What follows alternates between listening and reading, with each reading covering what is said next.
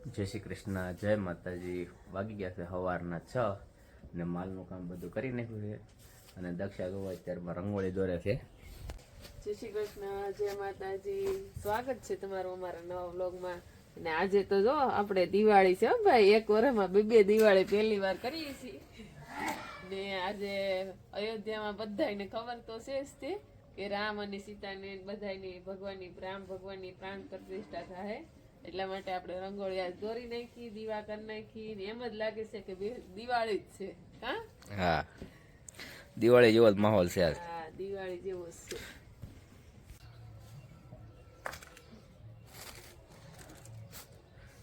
તોરણ બધું બાંધી દીધું શુભમે ને તો અત્યારે દિવાળી બનાવવા મળ્યા. જેની શીખવાડે છે કામ કરે કા જેની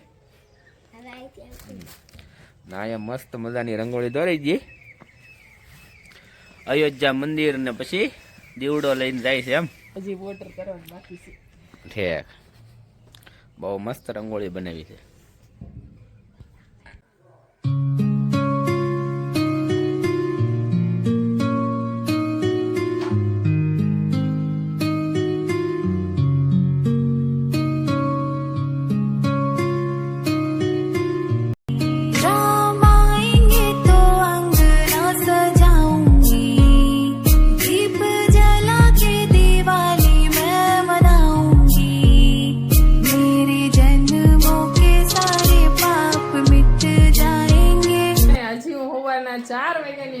તૈયાર નથી થઈ કારણ કે અહીંયા જેનિશા ને સીતાજી બનાવવાની છે. તો જેનિશા બેન તૈયાર થાય છે, અડધા તૈયાર થઈ ગયા છે. કા જેની યશવી જો યશવીને ખાલી ફ્રોક જ પહેરવાનું હતું, સીતાજી બનવાનું હતું. વાહ, જેવા એવડા એવા ચાર કર્યા છે. હવે દીકરી ગમે એવી હોય તૈયાર કરી એટલે માતાજી જેવી જ લાગે. હા, દેવ્યું હોય. સુડોલે કા જેની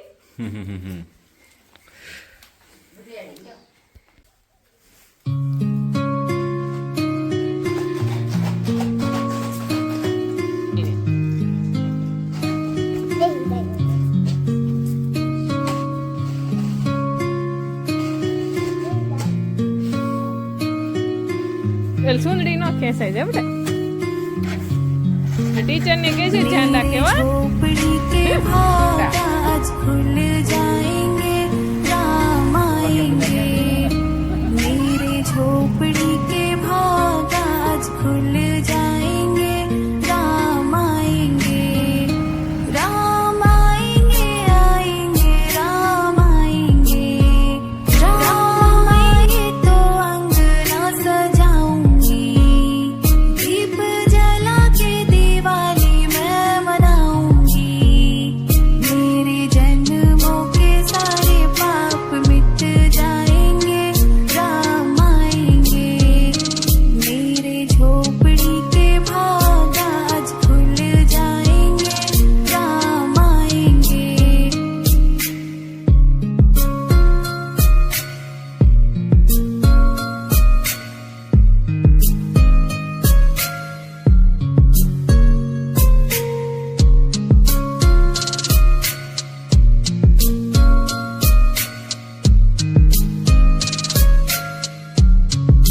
સાડા 6 વાગી ગયા છે અને હું પૂર્વા, જેની, યશવી બા સવારના કોઈ મંદિર હતા ગયા. બપોરે દાદા અને શુભમ ને બધા ગયા હતા અને ભોજન પ્રસાદ લીધો હતો. તો હવે અમે અત્યારે જઈએ છીએ મંદિરે દર્શન કરવા. અને પૂર્વા તો કહીવાની તૈયાર થઈને બેઠી છે વાટે. આવો, હાલો હાલો હાલો પૂર્વા, હાલો જાય, હાલો હાલો બા, હાલો. દીવો ભૂલાઈ ગયો છે. શુભમ યાદ કર્યો તો દીવો લેવા જાય. કાંઈ છે પૂર્વા? ના હું પકડે જા. આપણે દીવો બનાવ્યો હતો લોટનો, એ જાય છે લઈને. હવે भाग आज खुल जाएंगे, राम आएंगे.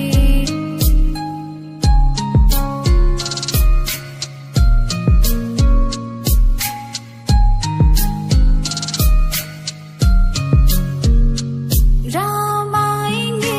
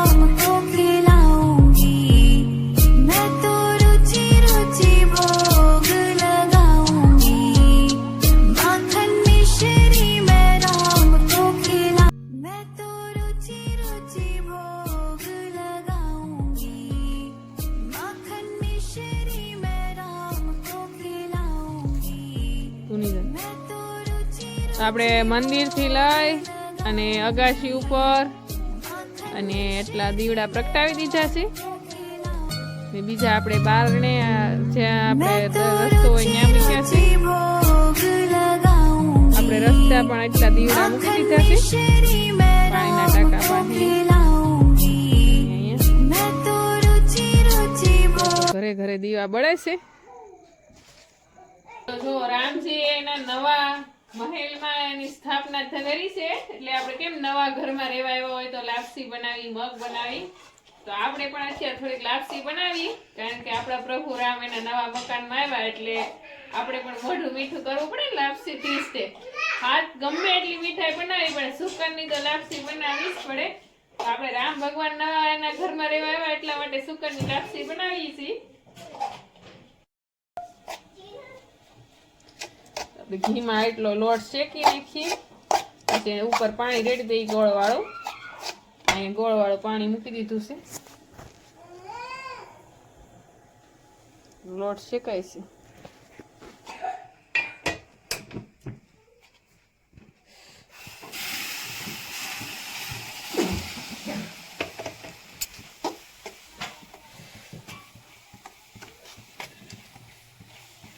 મસ્ત સૂટી સવાઈ લાપસી બની ગઈ છે એકદમ.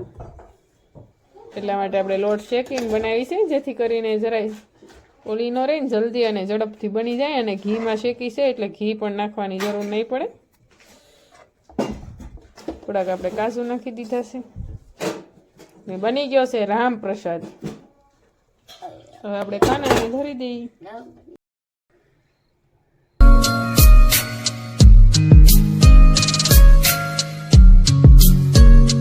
राम झूलेंगे तो पालना झूलाऊंगी मीठे मीठे भजन मैं सुनाऊंगी राम झूलेंगे तो पालना झूलाऊंगी मीठे मीठे भजन मैं सुनाऊंगी मेरी जिंदगी के सारे दुख मिट जाएंगे राम आएंगे मेरे झोपड़ी के भाग आज खुल जाएंगे राम आएंगे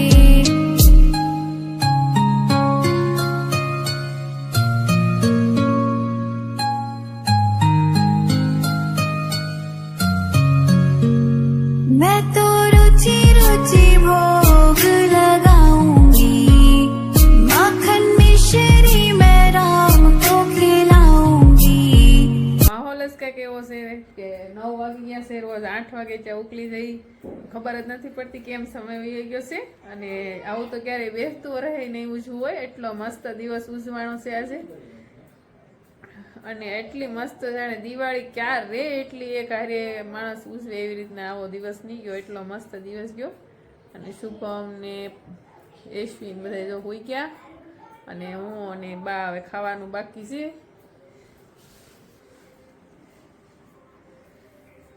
તો આપણું જમવાનું બની ગયું છે. લાપસી, પનીરનું શાક, કાજુનું શાક લઈ આવ્યા છે તૈયાર અને પાપડ, મરચું, રોટલી. તો આવી જાઓ બધાય જમવા.